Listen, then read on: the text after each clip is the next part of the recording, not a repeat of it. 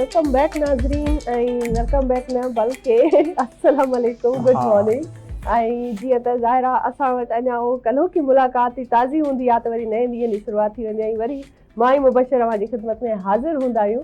बहितरीन सुबुह आहे, ख़ूबसूरत मॉर्निंग आहे ऐं मॉर्निंग विद आवाज़ में ज़बरदस्त प्रोग्राम में अवां सभिनी खे भलीकार मां अवां जी पंहिंजी होस्ट बाखपीरज़ादा ऐं मूंसां गॾु साथ हूंदो आहे तमामु एनर्जेटिक तमामु जेको आहे अप टू डेट रहण वारो को होस्ट जी नाज़रीन बिल्कुल मैं मुबशर हुसैन तव्हांखे मॉर्निंग विद आवाज़ में भली कार चऊं था। हिकु दफ़ो ॿीहर हिकु नए ॾींहं सां गॾु नवनि उनमाननि सां गॾु असां वरी तव्हांजी स्क्रीन ते अची विया आहियूं तव्हांजी सुबुह खे बहितर बणाइण लाइ इंफो ॾियण जे लाइ ऐं हिन प्रोग्राम खे बि इंफोटेनमेंट बनाइण जे लाइ असीं मौजूदु आहियूं। अॼोके प्रोग्राम में असीं खोड़ सारे उनमाननि जे मथां ॻाल्हि ॿोल कंदासीं ऐं यकीनन असां अॼु जे प्रोग्राम में पाण सां गॾु गेस्ट बि तव्हां सां अहिड़ो मिलाईंदासीं जेको तव्हांखे तव्हांजी सिहत जे हवाले सां ऐं दीगर खोड़ सारी शयुनि जे मथां इलाही ओपनली असां डिस्कस कंदासीं। अॼु जे प्रोग्राम जो बाक़ाइदा आगाज़ कयूं था पिया नवनि उमेदनि सां नवनि उजालनि सां नई सुबुह सां। बिल्कुलु नई सुबुह सां ऐं नई तारीख़ सां। अॼोके ॾींहं जी तारीख़ जेका अॼु आहे उहा 10 जून आहे। 10th of जून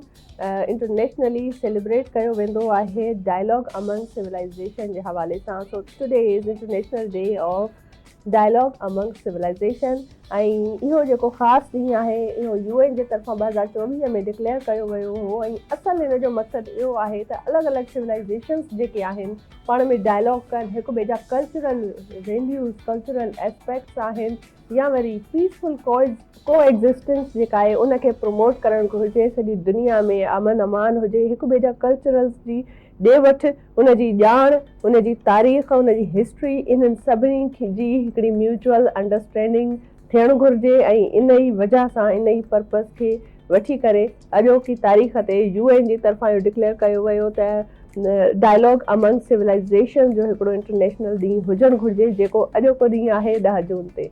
बिल्कुलु ईअं ई आहे नाज़रीन, जीअं असां दुनिया में मौजूदु आहियूं हर इंसान रहंदो आहे त दुनिया में खोड़ सारा मज़ाहिब मौजूदु आहिनि, सकाफ़तूं मौजूदु आहिनि, तहज़ीबूं मौजूदु आहिनि।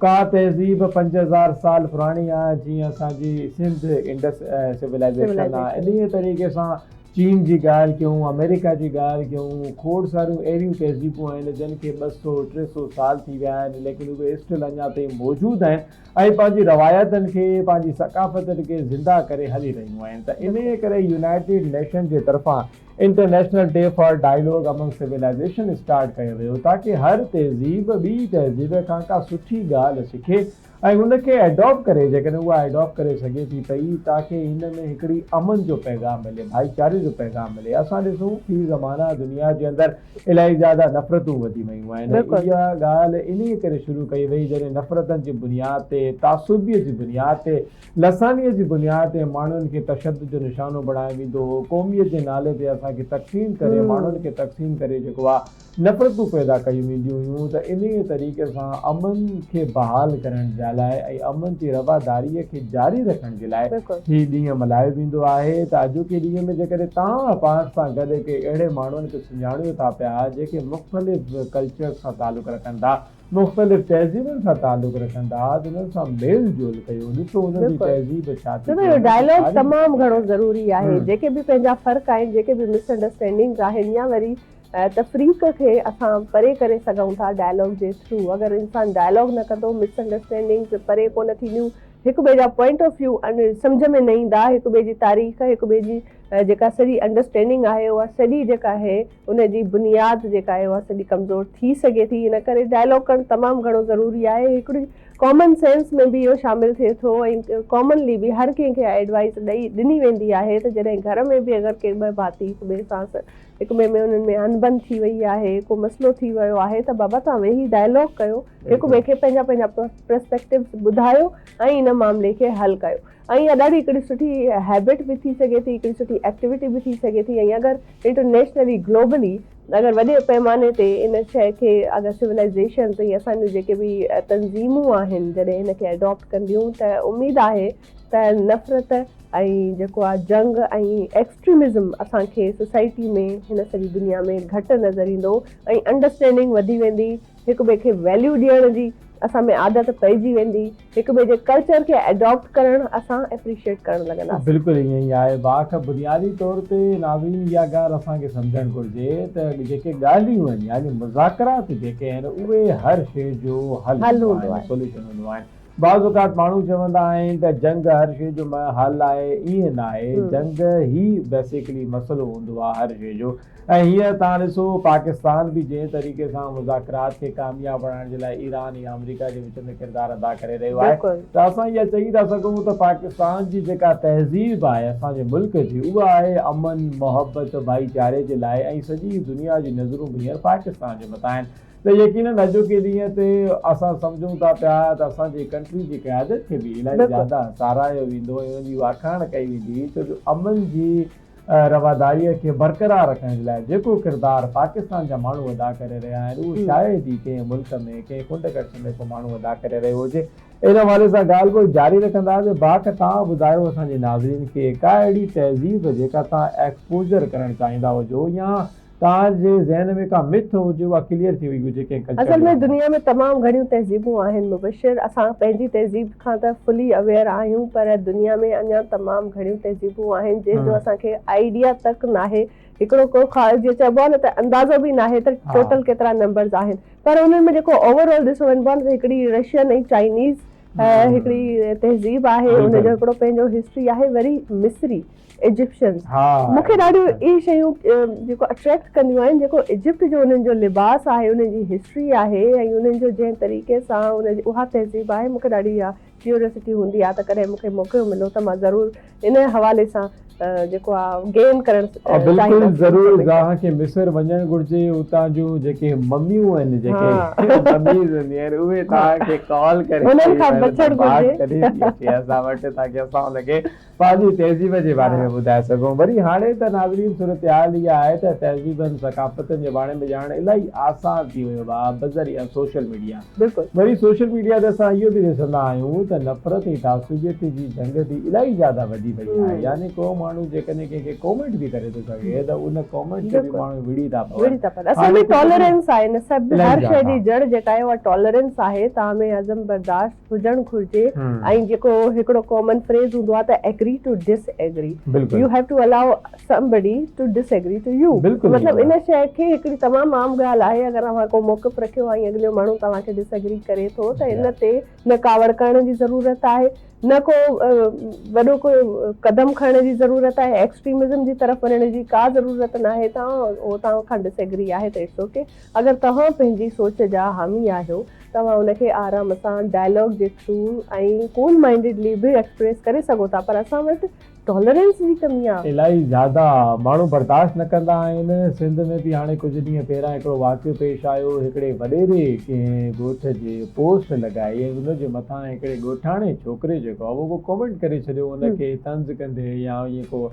त उन खां पोइ नाज़रीन उनजे पूरे ख़ानदान खे उन वॾेरे घुराए करे बाक़ाइदा पेरनि ते विहारे पंहिंजी माफ़ी घुराई ऐं बाक़ाइदा उनजी वीडियो क्लिप बि वायरल थियो, तव्हां ते पहुतो हूंदो। आवाज़ न्यूज़ बि हिन ख़बर खे ब्रेक कयो हुयो। त तव्हां ॾिसो अहिड़ा वाक़ियात बि रहंदा। वरी कुझु साल पहिरियां हिकिड़ो ॿियो वाक़ियो थियो पंजाब जे हिकिड़े शहर में, उते इहो वाक़ियो थियो त ॿ दोस्त हुया पाण में इलाही ज़्यादा गहरा, ऐं हिकिड़े दोस्त जेको आहे उनजे हिकिड़े सियासी लीडर जे ख़िलाफ़ पोस्ट हणी छॾी त यार हे मूंखे सियासी लीडर न आहे पसंदि, त उन दोस्त पेश में अची करे उनखे फायर करे मारे छॾियो। यानी तव्हां ॾिसो बर्दाश्त जो मवाज़नो जेकॾहिं मिसाल जे तौर ते केतिरी नंढी ॻाल्हि आहे, केतिरी नंढी ॻाल्हि आहे। यानी असां छो कंहिं पॉलिटिकल आइडियोलॉजी जे पोयां हिक ॿिए जी जानियुनि जा दुश्मन थियूं, हिक ॿिए जा दुश्मन थियूं, असांखे बर्दाश्त करणु अचणु घुरिजे। छो जो असांखे शुरू खां वठी इहो ई सेखारियो वियो आहे, ख़ासि करे जेकॾहिं सिंध जी ॻाल्हि कयूं त सिंध त आहे ई बर्दाश्त जे लाइ अमन जी सरज़मीन। असांखे सूफ़ियनि छा पैगाम ॾिनो सिंध जो, उहो इहो ई पैगाम ॾिनो त तव्हांखे बर्दाश्त रखी करे इख़्तिलाफ़ राय जो एहतराम करणो आहे। मूंखे कंहिं ॻाल्हि खां इख़्तिलाफ़ थी थो सघे, तव्हांखे मुंहिंजी ॻाल्हि न थी थो सघे।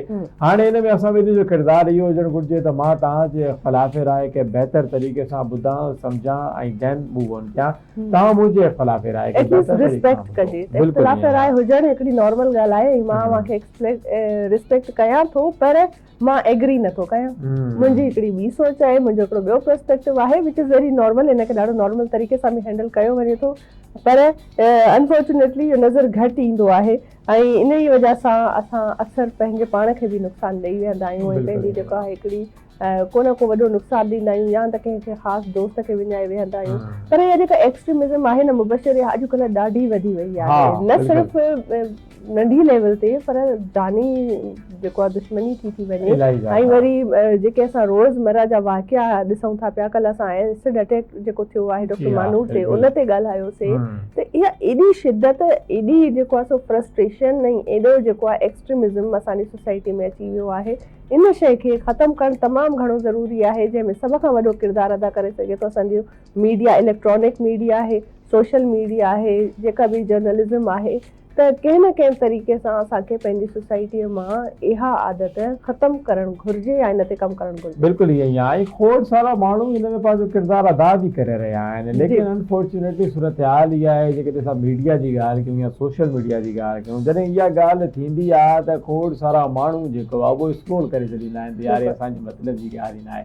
त नाज़रीन इहे बि न हुजणु घुरिजे। लाज़मी ॻाल्हि आहे, जेका ॻाल्हि ॿोल थी रही आहे, पंहिंजे नाज़रीन खे, अहिड़नि नाज़रीन खे सम्झाइण जे लाइ, सिखाइण जे लाइ थी रही आहे जेके पंहिंजे अंदरि बर्दाश्त जो मादो घटि रखनि था पिया, सब्र जो मादो घटि रखनि था पिया। वरी अनफॉर्चुनेटली जेका सूरत हाल आहे, हाणे माण्हुनि खां सब्र ख़तमु थी वियो आहे, यानी कि हाणे माण्हू जी ज़िंदगीअ में जेको इनकार ॿुधणु आहे उहो इलाही ज़्यादा वॾो ट्रॉमा बणिजी इनकार त ॿुधणु मतिलबु बर्दाश्त ई न आहे करणो। मतिलबु ठीकु आहे, ज़िंदगी आहे, कॾहिं ज़िंदगी तव्हांजी कामयाबी तव्हांखे ॾेखारींदी, कॾहिं उहा ई ज़िंदगी तव्हांखे नाकामी बि ॾेखारींदी। तव्हां पंहिंजी नाकामी खे बि फील करणु सिखो ऐं नाकामी खे बि गले लॻाइणु सिखो। ऐं ख़ासि तौर ते इंसानी ज़िंदगी जी जेकॾहिं असां ॻाल्हि कयूं त ज़िंदगी जो अर्तका इहो थो चए त जेका तव्हांजी नाकामी आहे उहा सभिनी खां वधीक तव्हांखे शयूं सेखारींदी आहे, ऐं जॾहिं उन मां तव्हां शयूं सिखी करे अॻिते वधंदा आहियो त पोइ तव्हां वधीक जेको आहे स्ट्रॉन्ग थी वेंदा आहियो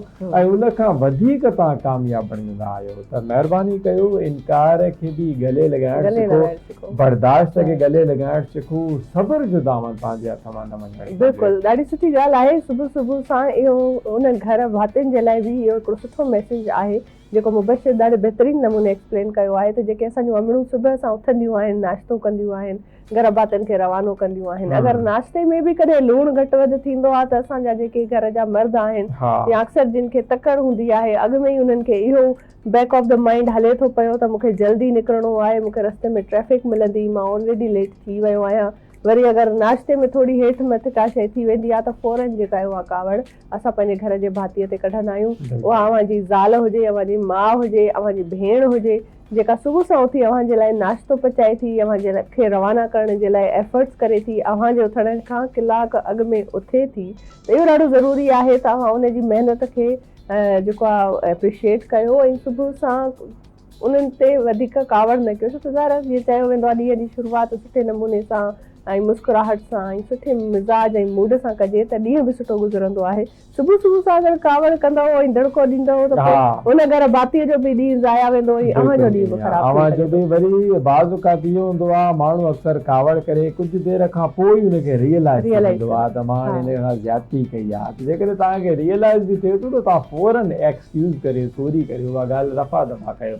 आम औक़ात ते कुझु माण्हू अहिड़ा बि हूंदा आहिनि जिन खे रियलाइज़ न थींदो आहे त असां का ग़लति ॻाल्हि कई आहे, उहो बल्कि प्राउड कंदा आहिनि त यार अॼु नाश्ते में लूणु घटि थी वियो, मसालो घटि थी वियो ऐं मां पंहिंजी ज़ाल खे दड़का ॾेई आयो आहियां या मारे आयो आहियां। त ॾिसो, मर्द उहो ई आहे जेको इहे शयूं न करे ऐं बर्दाश्त करे ऐं प्यार सां, मोहबत सां पंहिंजी वाइफ खे, पंहिंजी भेण खे, पंहिंजी माउ खे तरीक़े सां ॻाल्हि करे सम्झाए त हे खाध खुराक जे दौरान हिन में इहा शइ जी कमी आहे। खोड़ सारा त मुआशरे जे अंदरि सुठा मर्द बि मौजूदु आहिनि, तरीक़े सां इहो बि सम्झाईंदा आहिनि त यार अॼु मानीअ में मिसाल जे तौर ते लूणु घटि आहे, थोरो लूणु हुजे हा त मज़ो अञा त मज़ो अची थो पियो, लेकिन अञा वधीक अची वञे हा। त इहो बि ॾिसो तरीक़ो हूंदो आहे सम्झाइण जो।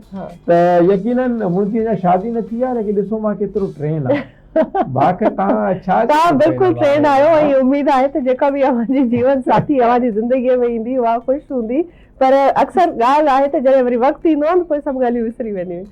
पोइ इहो इन ॻाल्हि जी ख़बर फ्यूचर में पवंदी, तेसि ताईं नंढड़ी ब्रेक वठो। नाज़रीन ब्रेक वठो, ब्रेक खां पोइ वरी हाज़िर थियूं था। हिकु चांहि वांहि तव्हां बि पियो, असां बि वरी ॾिसूं था, हिकिड़ी चांहि असां ख़तमु करे वेठा आहियूं, हिकिड़ी ॿी वरी पीअंदासीं। तो नंढड़ी ब्रेक खां पोइ वरी मिलूं था।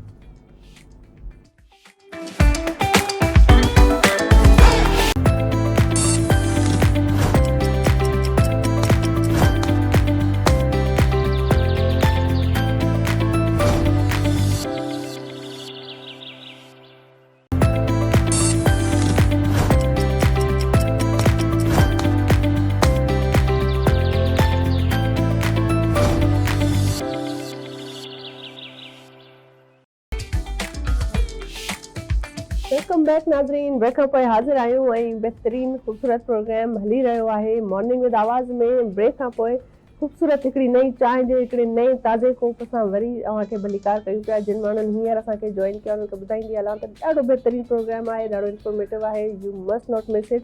ऐं हींअर असां ॻाल्हाईंदासीं मौसम ते, छो त अॼु 10 जून खां 12 जून ताईं हीट वेव अलर्ट जेको आहे उहो महकमा मौसमियात जी तरफ़ां ॾिनो वियो आहे। ऐं सभिनी असांजे जेके बि भाइर भेनरूं जेके बि असांखे ॾिसनि था, सभिनी खे एहतियात करणु तमामु घणो ज़रूरी आहे। पंहिंजो बि ख़्यालु रखो, पंहिंजनि ॿारनि जो बि ख़्यालु रखो, गर्मियुनि में ॿाहिरि न निकिरो ऐं पंहिंजे पाण खे हाइड्रेट रखण जी वधीक कोशिशि कयो। बिल्कुलु ईअं ई आहे नाज़रीन, गर्मीअ जो ज़ोर वधंदो थो वञे, माण्हू बि नथा मुड़नि गर्मी सां मुक़ाबिलो करण जे लाइ जेको आहे उहो वरी बि ॿार मौजूदु आहिनि कमनि करण जे सिलसिले में बि। लेकिन बाज़ औक़ात वरी छो जो माण्हू तव्हांखे ख़बर आहे शौक़ीन हूंदा आहिनि, यार नई नई गर्मी पई आहे त ॾिसी अचूं, ॿेली पघा खे वञो पंहिंजे घर में वेही करे। अक्सर फैमिलीज़ त पिकनिक्स ऐं बीच ते प्लान था कनि त हिननि ॾींहंनि में पिकनिक ते वञूं, उते सॼो ॾींहुं ज़ाहिर आहे अव्हां अगरि किथे बि हूंदो त सन जो तव्हां वटि डायरेक्ट एक्सपोजर तव्हांजी बॉडी ते पवंदो ऐं उन खां पोइ पिकनिक करे अचे जीअं ई घर वेंदव त तव्हां बीमार थी पवंदव। बिल्कुलु ईअं ई आहे। कुझु ॾींहं पहिरियां बि असां मौसम जे हवाले सां सॼे वीकेंड खे डिस्कस कयोसीं, त उन दौरान बि असांजे जेका गेस्ट हुया नज़ीर हुसैन भंगो साहब, उन्हनि पेश बि कई हुई त 10 खां 12 जून ताईं हीट वेव अलर्ट रहंदो, ख़ासि करे सिंध जा जेके रेगिस्तानी इलाइक़ा आहिनि ऐं ख़ासि करे लाड़काणो, कश्मीर, जेकबाबाद जेके इहे बिल्कुलु सुनसान एरिया चवराइबा आहिनि। ऐं उते छो जो कच्छ जो इलाइक़ो घणो आहे, पखे जो इलाइक़ो घटि आहे, त इन करे गर्मीअ जो ज़ोर बि उते इलाही ज़्यादा आहे। त जेके इंटीरियर सिंध जे अंदरि माण्हू असांखे ॾिसनि पिया, अव्हांखे एहतियात करण जी ज़रूरत आहे। ऐं गर्मीअ खां बचाव जे हवाले सां गर्मीअ में जेकॾहिं तव्हांखे हीट वेव लॻी थो वञे या हीट स्ट्रोक थी थो वञे त कहिड़ा एहतियाती उपाउ अपनाइजणु, इन जे बारे में बि असां ॻाल्हाईंदासीं। इन हवाले सां स्टूडियो में अॼु असां इनवाइट कयो आहे हिकिड़े बहितरीन डॉक्टर खे, डॉक्टर फेरोज़ महर साहब, जेके पंहिंजी फील्ड में इलाही ज़्यादा माहिर आहिनि, यूरोलॉजिस्ट ऐं एंड्रोलॉजिस्ट आहिनि। ऐं उन सां गॾोगॾु डिप्टी मेडिकल सुप्रिटेंडेंट आहिनि सिंध गवर्नमेंट लियारी जनरल अस्पताल में। इन सां गॾोगॾु पब्लिक हेल्थ कंसल्टेंट आहिनि, हर माण्हूअ खे मुख़्तलिफ़ बीमारियुनि जे मथां कंसल्ट करे उनखे ॿुधाईंदा आहिनि त हुनजे लाइ कहिड़ा बहितरीन तरीक़ा थी था सघनि। त डॉक्टर फेरोज़ साहब, तव्हां असांखे जॉइन कयो, टाइम ॾिनो, असां तव्हांखे भलीकार चऊं था सर, महिरबानी। वेलकम कयूं था सर, गुड मॉर्निंग। सभ खां पहिरियां thank you so much for being with us. ऐं असांजे प्रोग्राम में अची हिन हीट वेव जे हवाले सां असां चाहींदासीं त फर्स्ट ऑफ ऑल ॻाल्हि जो गुफ़्तगूअ जो आगाज़ इतां कजे त हिन मौसम में जेको आहे हीट वेव थियनि था, उन जा सिम्टम्स कहिड़ा आहिनि ऐं उनखे कहिड़े नमूने माण्हू पंहिंजे पाण खे उन मां बचाए सघे थो। तमामु सुठो क्वेश्चन आहे मौसम जे हिसाब सां। पहिरियां त इहो सम्झणु खपे त हीट स्ट्रोक जेको थिए थो हिन हीट वेव में, हीट स्ट्रोक आहे छा? हीट स्ट्रोक हिकिड़ी मेडिकल एमरजेंसी आहे जंहिंमें corps body temperature 40 degree centigrade खां वधी थो वञे ऐं ब्रेन जेको आहे कूलिंग सिस्टम फेल थो थी वञे। उनजे करे जेके साइंस आहिनि, जेके बॉडी ते इफेक्ट्स पवनि था, तव्हांजो ऑर्गन्स डैमेज थी सघनि था, क्योंकि पेशेंट अनकॉन्शियस थी सघे थो, कंफ्यूज थी सघे थो, स्लर्ड स्पीच थी सघे थी, हेडेक थी सघे थो, नॉज़िया थी सघे थी, ऐं कुझु पेशेंट में झटका बि लॻी सघनि था। त इहे सभु साइंस आहिनि हीट स्ट्रोक जा। ऐं स्वेटिंग न हूंदी। अच्छा, स्वेटिंग न हूंदी आहे? स्वेटिंग न हूंदी, स्किन ड्राई हूंदी। हीट एग्जॉस्शन ऐं हीट स्ट्रोक में इहो फ़र्क़ु आहे। अच्छा।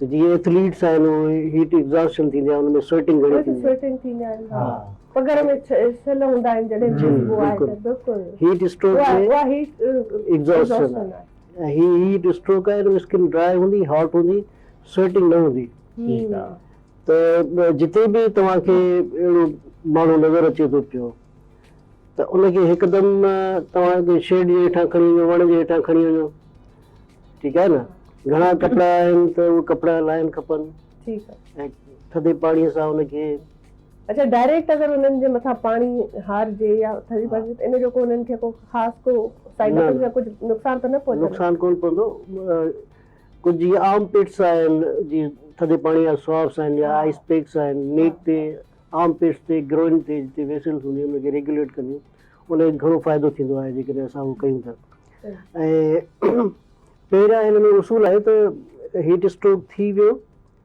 त फर्स्ट एड पहिरियां आहे ट्रांसपोर्ट सेकंड आहे ठीकु आहे ठीकु आहे न तव्हां असीं त कराची में आहियूं हिते बि एम्बुलेंस पहुचण में टाइम थो लॻे नंढनि शहरनि में अञा घणो टाइम लॻंदो त एम्बुलेंस सर्विस तक़रीबन न हुअण बराबरि आहे जी इहो हिकिड़ो वॾो डिलेमा आहे जीअं साईं ॻाल्हि कई इंटीरियर जैकबाद आहे इहे जेके परे परे शहर आहिनि पर उते इहा कोन्हे उते वरी लोकली माण्हू पंहिंजो अरेंज कंदा आहिनि जेसिताईं करे वठो उन दौरान जेको आहे छाकाणि टाइमिंग तमामु इम्पोर्टेंट आहे बिल्कुलु ऐं टाइम ई हिनखे बहितर करे सघे थो तव्हां गरम कपिड़ा या वधीक कपिड़ा आहिनि उहे लाहे छॾियो ऐं उन कोल्ड मथां कंहिंखे कोट पातल आहे शॉल आहे त उहो लाहे छॾियो फ़िलहाल ऐं कंहिं छांव वारी जाइ में छांव वारी जॻह तमामु ज़रूरी आहे शेड हुजे छांव हुजे या ॿेराड़ी वण आहे उन हेठां उनखे अची वियो सिधो लिटाए फीट जेको आहे थोरा एलिवेट कजनि ऐं स्पॉनिंग कजे जेसिताईं जेको आहे ट्रांसपोर्ट थी वञे अनकॉन्शियस पेशेंट आहे उनखे पाणी न पीआरिजे ओके कॉन्शियस आहे अलर्ट आहे त हुनखे पाणी पीआरिजे पाणी बि हिकदमि ईअं न आहे पीअणो सिप बाय सिप जेको आहे हुनखे पीआरे इहे मयस तमामु ज़रूरी आहे ॿियो हिकिड़ो इम्पोर्टेंट आहे त इहे प्रिवेंट कीअं कजे प्रिवेंट जीअं तव्हां ज़िक्र कयो त न निकिरो घरां हाणे असां जंहिं खिते में रहूं था middle class lower middle class जे लाइ अर्निंग खां सवाइ छा आहे हाणे गर्मी पाण वटि तमामु मजबूरन निकिरणो पवे थो रोज़गार जे लाइ जेके माण्हू दिहाड़ी ते कमु कनि था उहे निकिरंदा न त खाईंदा छा त हू त निकिरंदा आहिनि पर हाणे करणु छा खपे जी गर्मी बि आहे त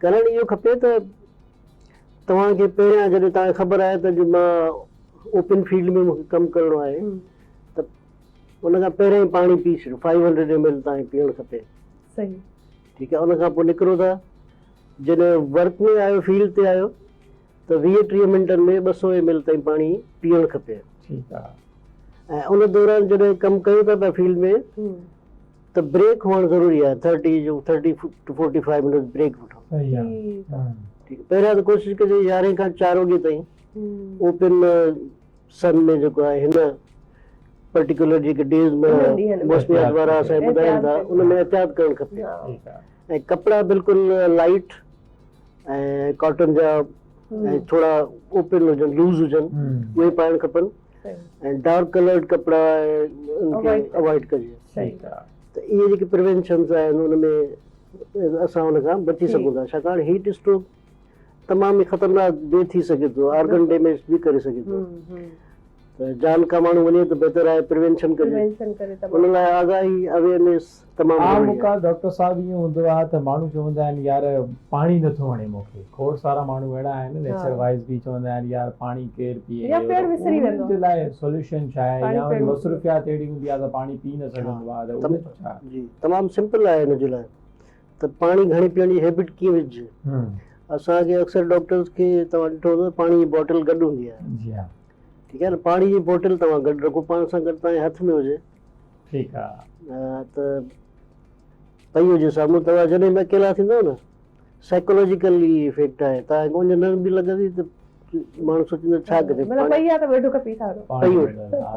नेचुरल तरीक़ो आहे इहे त हैबिट थी वञे पाणी पीअण जी ठीकु आहे पाणी पीअणु तमामु ज़रूरी आहे तव्हांजी किडनीज़ जे लाइ बि ज़रूरी आहे गर्मी में तमामु ज़रूरी आहे छाकाणि डिहाइड्रेशन थी वेंदी उन सां ॿिया सारा बॉडीज़ ते इफेक्ट थींदा उन्हनि कॉम्प्लिकेशन खां बचण जे लाइ हिकिड़ो सिंपल आहे पाणी पाकिस्तान में सभिनी खां सस्तो बि आहे मिनरल वाटर न पीओ पर बॉइल्ड वाटर हुजे उहो बि घरां खणी तव्हां साफ़ सुथरो पाणी तमामु ज़रूरी आहे। तमामु ज़रूरी। इहो बि असांजे सामान्य नागरिकनि खे यादि रखणु खपे त 80% जेके वाटर बोर्न डिज़ीज़िस आहिनि, जी अनहाइजेनिक जेको वाटर आहे या साफ़ जेको पाणी न आहे उन मां थियनि थी पियूं। अच्छा, डाइट जे हवाले सां, खाइण पीअण जे हवाले सां हीट स्ट्रोक में का अहिड़ी शइ आहे जेके माण्हू अवॉइड कनि या कंहिं शयुनि खे घणो पाणीअ खां अलावा? बिल्कुलु तमामु सुठो कुझु आहे। हेवी मील्स अवॉइड करणु खपनि। जेको घणो खाइण, मिसाल तौर कहिड़ियूं हेवी मील्स? हिकु त घणो खाइणु, ठीकु आहे न। अच्छा, मतिलबु ओवर ईटिंग। Okay okay. बाक़ी हेवी मील्स जेके फैटी आहिनि या जंक फूड्स आहिनि जेके, उहे अवॉइड कयो। प्लस अल्कोहल कंजम्पशन में उन में शायदि बॉडी जी तव्हांजी कैपेसिटी हीट टॉलरेट करण जी घटिजी थी वञे। त हेवी मील्स जेके आहिनि इलाही गोश्त जा माण्हू गोश्त खोर हूंदा आहिनि, उन्हनि खां अवॉइड कयो। चिकनाहट वारियूं शयूं घटि खाओ, सिंपल खाओ, घर जो खाधो खाओ, ॿाहिरि न खाओ तव्हां। ठीकु आहे। ऑयली घणो न, ऑयली घणो ऑयल अवॉइड कजे घणो, छो त ज़ाहिर ऑयली घणो खाइबो आहे, मीट खाइबो आहे त पोइ उन जा वरी ॿिया बि नुक़सान आहिनि। कोलेस्ट्रोल लेवल तव्हांजो वधिजी सघे थो या कुझु बि। अच्छा, अॼुकल्ह अंबनि जो सीज़न आहे, अंब बि चवंदा आहिनि त तासीर हुनजी बि गरम आहे, पोइ छा माण्हू अंब बि न खाइनि? अंब जेके न खाईंदो पोइ छा खाईंदो? ईअं कीअं थींदो? सिंधी माण्हू अंब न खाईंदो त पोइ छा खाईंदो? असांजो सिंधड़ी अंब जेको आहे पूरी दुनिया में मशहूरु आहे। अंब खाई सघंदा आहिनि? अंब खाओ तव्हां, पर तमीज़ सां खाइजो। ऐं जेके डायबिटिक्स आहिनि उहे अवॉइड कनि, पर हिकु या ॿ फार जो उनजी खाइनि, तमामु घणो न खाइनि, पर अंब ज़रूरु खाओ। इहो सीज़न आहे, पर थोरो थोरो खाइजे। सही सही, बिल्कुलु सही आहे डॉक्टर साहब। हिकिड़ो सिलसिलो इहो आहे त गर्मीअ वधण जी वजह सां इंसानी टेम्परेचर बि डिस्टर्ब थी वेंदो आहे, त यूरिन में बि असां ॾिठो आहे त कमी थी वेंदी आहे। भले पाणी औकात माण्हू बाज़ औकात ज़्यादा बि पीए थो, लेकिन पसीने जी वजह सां यूरिन में कमी थी वञे, त उन सूरत में इहा का बीमारी जी अलामत आहे या इनखे कीअं सम्झणु घुरिजे, तव्हांखे एहतियात कजे? बिल्कुलु, तमामु घणी जॾहिं गर्मी थींदी आहे त स्वेटिंग बि घणी थींदी आहे। ठीकु आहे। इवन जेको बॉडी जो मां फ्लूइड निकिरे थो पियो, उहो असां बैलेंस न करे सघंदा आहियूं। उन जे करे डिहाइड्रेशन थी वेंदी आहे। उनजे करे तव्हां यूरिन जो कलर बि तव्हां चेंज ॾिसंदा, कंसंट्रेटेड यूरिन थी वेंदो आहे। उन बहितरीनु हल आहे पाणी घणो पीओ। अच्छा, पाणी घणो पीअंदव त डिहाइड्रेशन बि कोन थींदी। ऐं जेकॾहिं यूरिन पाणी घटि पीअंदो, यूरिन कंसंट्रेट थींदो, उन सां ॿिया यूटीआई थी सघंदा, स्टोन फॉर्मेशन थी सघे थी, ॿियनि कॉम्प्लिकेशन में लीड करे सघे थो। उन खां अलावा जेकॾहिं ॿियूं के साइंस आहिनि त बजाए इन जो इंतज़ारु करे कंसर्न डॉक्टर खे ज़रूरु ॾेखारणु खपे। सही आहे। असल में असां वटि इहो ई आहे, जॾहिं थोरो घणो वरी माण्हूअ जी जॾहिं तबियत हेठि मथे थींदी आहे त फ़िलहाल सेल्फ मेडिकेशन जो बि घणो असां वटि रुझान आहे। ॿियो कुझु न त भला पेनाडोल जी गोली खाई वठिबी, ऐं जेको आहे कुझु न कुझु का सर दर्द जी गोली आहे, का सॉफ्टन आहे, या कुझु बि जेके बि दवाऊं आहिनि घर में मौजूदु हूंदियूं आहिनि। त छा इन हवाले सां तव्हां छा चवणु चाहींदा? घर में जेका सेल्फ मेडिकेशन आहे इन जो जेको ट्रेंड हले थो, तमामु ग़लति ट्रेंड आहे इहो। Over the counter medicine Pakistan में ॾाढी आहे। ऐं हिते त इहो बि ट्रेंड आहे, स्टोर ते वेंदो त स्टोर वारे खे तव्हांखे ॿुधाईंदो हीअ सुठी दवा, हालांकि हुनखे कख ख़बर न हूंदी आहे, न ई हू डॉक्टर आहे। अक्सर तव्हांखे स्टोर ते फार्मासिस्ट बि न मिलंदा, पर हू तव्हांखे मशवरो अहिड़ी ॾींदा आहियां, आम माण्हू हुनखे वरी फॉलो बि करे थो पियो। साईं हीअ जेको आहे, ऐं हुनजा नुक़सान आहिनि बहरहाल वधीक। अक्सर वरी डॉक्टर्स या जेके थोरी घणो मेडिकल पढ़ियल आहिनि न, उन्हनि खे वरी छा कंदा आहिनि, घर जा भाती हॉस्पिटल ताईं बि न वेंदा आहिनि, फोन ते ॿुधाईंदा आहिनि हे अॼुकल्ह मसइलो थो थिए पियो, छा खाइणु घुरिजे, पोइ हुते फॉर्म ते ई उहे जेको आहे दवा हुननि खे ॿुधाईंदा आहिनि, माण्हू वठी खाई छॾींदा आहिनि। न को मुआइनो थींदो आहे, न का टेस्ट थींदी आहे, कुझु न थींदो आहे। तमामु डिफिकल्ट असांजे लाइ हूंदो आहे, जीअं रिलेटिव्स आहिनि, यार दोस्त आहिनि, या ॿाहिरां ॾिसण तालुक आहे, उतां फोन ईंदो बुखार आहे, हाणे उनखे जेकॾहिं चओ त साईं बुखार आहे त हिकु त भरिसां डॉक्टर आहे त वञणु खपे, उहो ॾिसे टेम्परेचर कंहिंखे वञी ॾेखारे। तमामु बहितरीनु ॻाल्हि आहे, पर थोरो जेको आहे साई वठंदासीं, साई जो टाइम थी वियो आहे, ब्रेक खां पोइ वरी कंटिन्यू कंदासीं। ॾाढी सुठी इंफॉर्मेशन तव्हां ॾियो था पिया नाज़रीन। ब्रेक वठूं था, ब्रेक खां पोइ वरी हाज़िर थियूं था।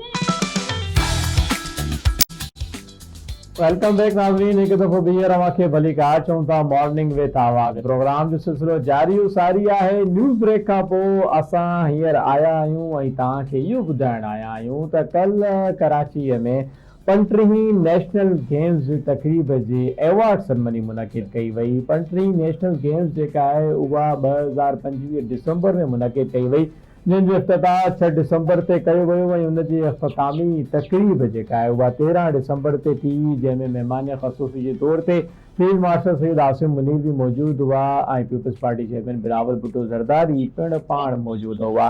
त इहे जॾहिं स्पोर्ट्स वग़ैरह ख़तमु थी वयूं त हुन खां पोइ कल्ह जेका आहे उहा एवॉर्ड सेरेमनी मुनक़िद कई वई आहे, जिथे खटियल रांदीगरनि खे इनामात वग़ैरह ऐं चेक्स वग़ैरह ॾिना विया आहिनि।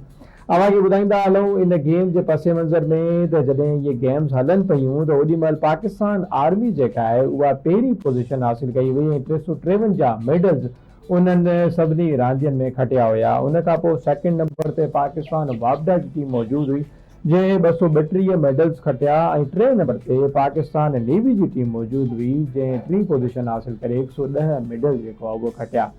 त इन हवाले सां असां राबितो कयो आहे पंहिंजे रिपोर्टर ऐं असांजा फ्रंट लाइनर जा एंकर आहिनि आमिर सुपरो साहब, जेके हमेशह आवाज़ टीवी में बहितरीन अंदाज़ में न्यूज़ बि ॾींदा आहिनि ऐं तव्हां ताईं इलाही ज़्यादा इंफॉर्मेशन सुठी पहुचाईंदा आहिनि।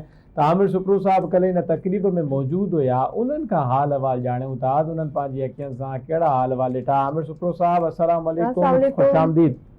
वालेकुम सलाम, मेहरबानी मुर्शिद, मेहरबानी जेको आहे बात बिल्कुल ही ख़ास करे 35 नेशनल जेकी गेम्स जी कामयाबी आहे उहा ईअं सम्झो त सिंध सूबे जी कामयाबी, छो जो हिन भेरे सिंध सूबे में थियो ऐं हिन जो ख़ासि करे जेको ख़ासि महिमान हुयो आर्मी चीफ हुयो आसिम मुनीर हुयो, चेयरमैन बिलावल भुट्टो उते महिमान हुयो, पर ख़ासि करे पाकिस्तान पीपल्स पार्टी पारां वक़्तन बवक़्तन उन नेशनल गेम जी जेको आहे मॉनिटरिंग कई वई, जंहिंजी मुख्य तक़रीब कल्ह जेको आहे इब्राहिम जोयो ऑडिटोरियम लियाकत लाइब्रेरी में मुनक़िद थी, जंहिंमें ख़ासि जेको आहे सेक्रेटरी पुलिस वारा तोड़े जेकी नौजवान हुया यानी कि गोल्ड मेडलिस्ट चांदी जा पितल जा जेके खटंदड़ नौजवान हुया उहे वॾे अंग में मौजूदु हुया, बल्कि पुलिस वारा भी मौजूदु हुया, उन सां गॾोगॾु उहे सेक्रेटरी भी मौजूदु हुया जिन हिन प्रोग्राम खे कामयाब कयो।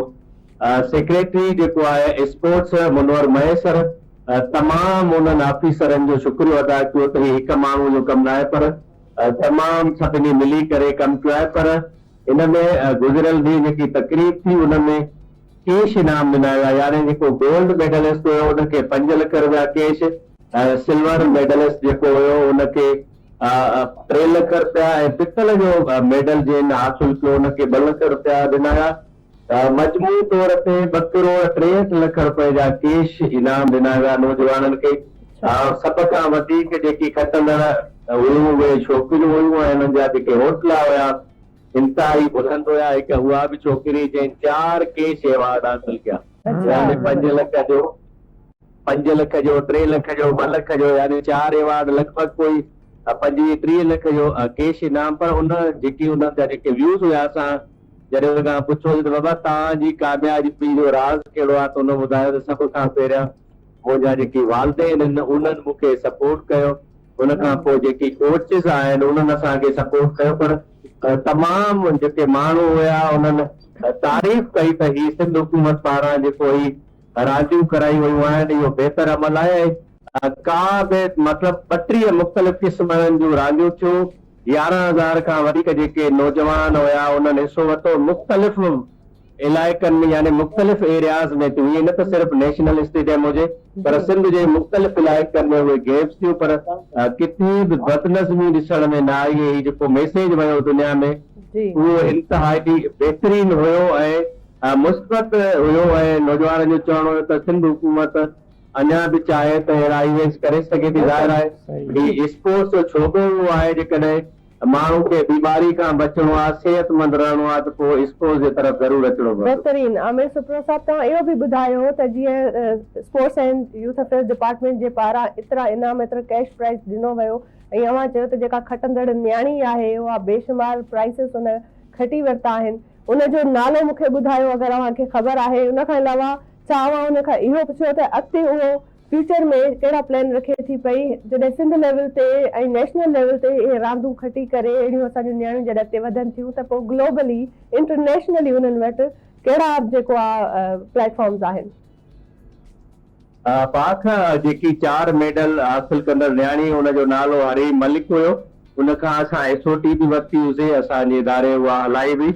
यकीनन स्पोर्ट्स डिपार्टमेंट जेको आहे वक़्तन ब वक़्तन के न के सिंध में एक्टिविटियूं कराए थो, यानी कि नौजवान ज़ाहिर आहे जेकॾहिं नौजवाननि खे अहिड़ियूं एक्टिविटियूं नथियूं मिलनि त जेके माण्हू आहिनि उहे वॾे अंग में जेके नौजवान आहिनि उहे मंशात जो इस्तेमालु कनि था, नशाई थियनि था। पर ही अहिड़ी एक्टिविटी आहे, हेल्थी एक्टिविटी आहे जंहिं सबबु जेके नौजवान आहिनि उहे उन एक्टिविटी में रुधल रहनि था।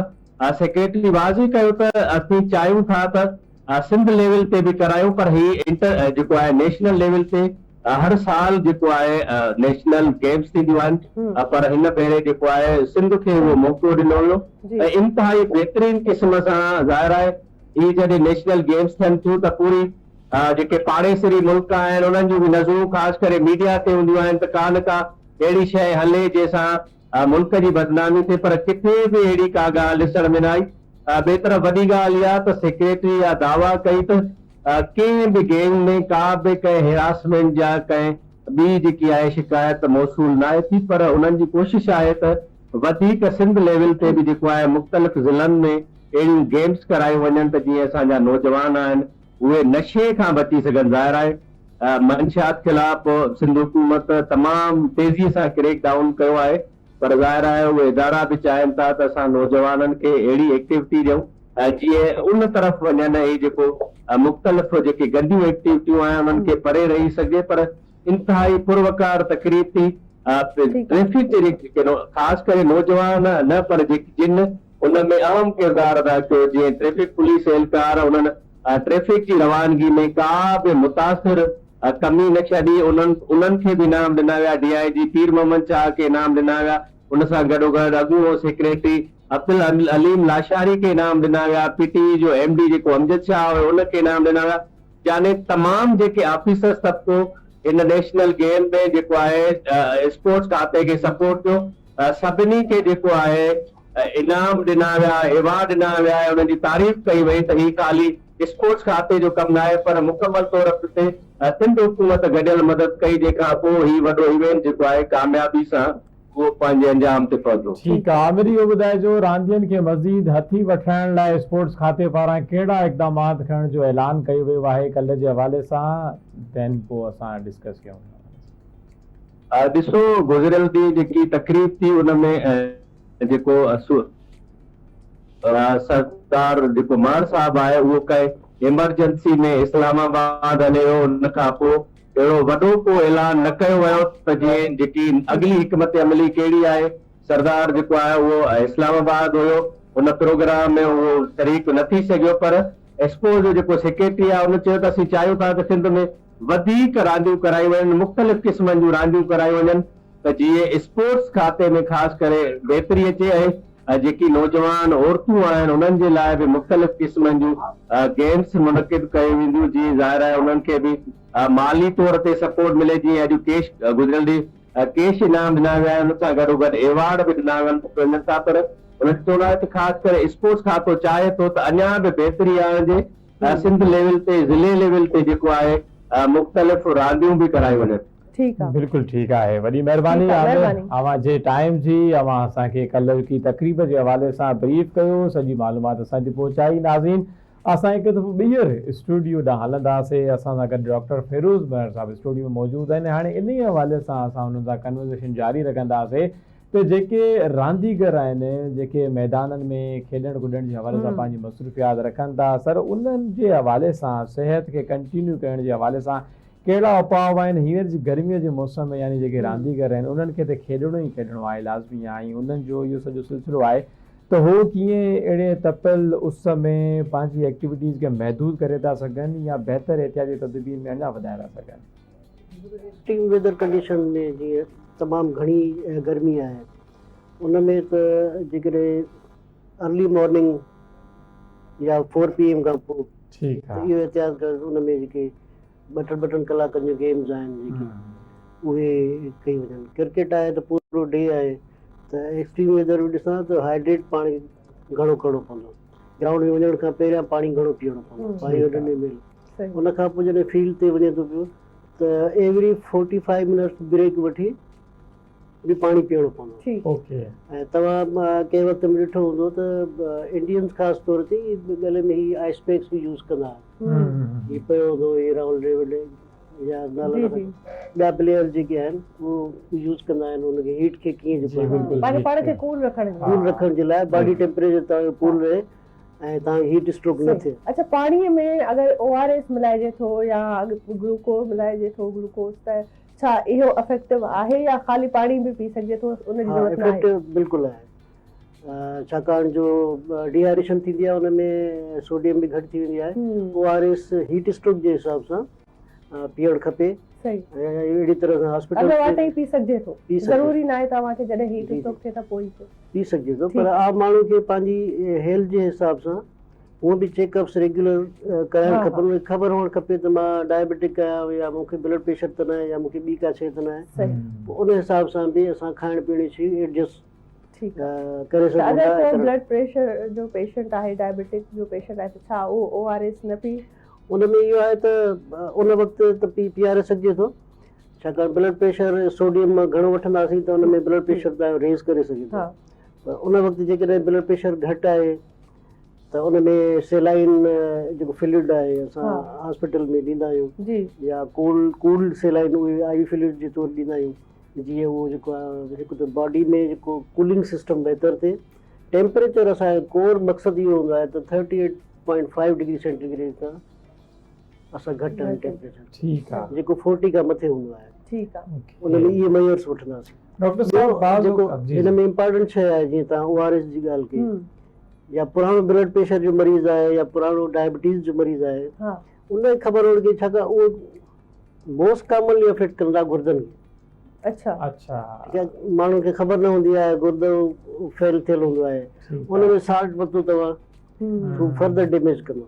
ओके ठीकु आहे। बाज़ औक़ात गर्मियुनि में ख़ासि गर्मी वेंदियूं आहिनि वरी असां ॾिसंदा आहियूं मशरूबात जी बि रशकश वधी वेंदी आहे ख़ासि करे रेडियनि ते माण्हू पाणी पीअण जे बजाए को तरबूज जो शरबत पीअणु पसंदि कंदो आहे को फारवन जो शरबत पीअंदो आहे वरी डिफरेंट फ्रूट जा असांखे शरबत बि मिलंदा आहिनि त इहे इफेक्ट करे था सघनि असांजी सिहत खे या इहे उहो ई कमु कंदा जेको पाणी करे रहियो आहे? बिल्कुलु त ॾिसो न ॿाहिरि जेको बि तव्हां अवॉइड कयो। अच्छा उनमें बर्फ़ जी यूज़ थिए थी उहा अनहाइजेनिक हूंदी आहे सेक्रिन हूंदी आहे ॿाहिरि त अॼुकल्ह मूं ख़बर न आहे कहिड़ो पाणी इस्तेमालु था कनि कहिड़ो पाणी इस्तेमालु आहे। मूं त अॼुकल्ह ॿुधो आहे त वाटरमेलन में या हिंदाणो चइजे सिंधी में उनमें बि इंजेक्शन हणनि था जीअं उहो रेड नज़र अचे। त उहो ॿाहिरि जेका बि शइ तव्हां या मशरूबात मिल्क रोज़ ठाहींदा आहिनि उनमें बर्फ़ कहिड़ी थी यूज़ थिए तव्हां डेफिनेटली ख़राबु त माण्हू अवॉइड करे त अवॉइड करे। अच्छा तव्हांजो जेको डॉक्टर साहब ओवरऑल एक्सपीरियंस आहे more than 20 years you have been servicing giving services in medical field ऐं हेल्थ जे इन फील्ड में ऐं बीइंग अ कंसल्टेंसी तव्हां यूरोलॉजिस्ट बि आहियो उन खां अलावा हीट वेव जे हवाले सां असां ॻाल्हायोसीं पर तव्हांजा जेके ॿिया पासा आहिनि छो त एतिरो अर्सो तव्हां मेडिकल में आहियो ऐं यूरोलॉजिस्ट जे हवाले सां काफ़ी माण्हुनि खे अञा ॼाण बि न आहे त असां वटि कहिड़ा मसइला थी सघनि था बॉडी में या हेल्थ जे हवाले सां त पोइ असां कंहिं सुठे यूरोलॉजिस्ट ॾे वञूं त कहिड़ा माण्हू कहिड़ा सिम्टम्स वारा कहिड़नि मसइलनि वारा माण्हू तव्हां यूरोलॉजी वारे डिपार्टमेंट या उन डॉक्टर ॾे वञी सघनि था? सभ खां पहिरियां इहो ॿुधायो। तमामु बहितरीनु क्वेश्चन। हाणे आम माण्हू खे जेको असांजे ॿराड़ी में रहे थो त उहो यूरोलॉजिस्ट जी ख़बर न आहे उहो अक्सर चए थी तव्हां ऑपरेशन केरु कंदो भला इहा बि ख़बर न आहे यूरोलॉजिस्ट हा गुर्दे जो डॉक्टर या अवेयरनेस तमामु घटि आहे हिन में असां तमामु घणो पोइते आहियूं। Coming back to your question कहिड़नि माण्हुनि खे यूरोलॉजिस्ट खे ॾिसणु खपे? कंहिं बि माण्हू खे गुर्दे जी तकलीफ़ थिए थी सही गुर्दे में पथरी आहे गुर्दे में पासे में सूर आहे गुर्दे में को ख़ुदा न ख़ास्ता ट्यूमर आहे गुर्दे जी ॿी बीमारी आहे तव्हांखे यूरोलॉजिस्ट सां उनखे यूरोलॉजिस्ट ॾे वञणु घुरिजे। ठीकु आहे। गुर्दे जी नाली आहे जंहिंखे यूरेटर असां चऊं था उन में का पथरी आहे ऐं ॿी का बि पासे में सूरु आहे, सिंपल शइ आहे, पासे में सूरु आहे हा तॾहिं बि तव्हांखे यूरोलॉजिस्ट में वञणु घुरिजे। कंसल्ट करणु खपे। ठीकु आहे। हेठि ईंदासीं मसाने पेशाब जी जेके बि तकलीफ़ूं आहिनि, अच्छा ठीकु आहे न, छाकाणि पेशाब जी तकलीफ़ आम तौर ते तसुर कयो सही माना 40-50 साल खां वधीक हा। न पर अॼुकल्ह नौजवाननि खे बि थिए थो सर, हा। हर ॿिए ॿार खे, हर ॿिए नौजवान खे यूरिनरी इंफेक्शन आहे, इन मसइला आहिनि। हिन ते वरी ईंदासीं, नंढड़ी ब्रेक वठूं था। ब्रेक जो टाइम थियो, नाज़रीन ब्रेक खां पोइ वरी हाज़िर थियो।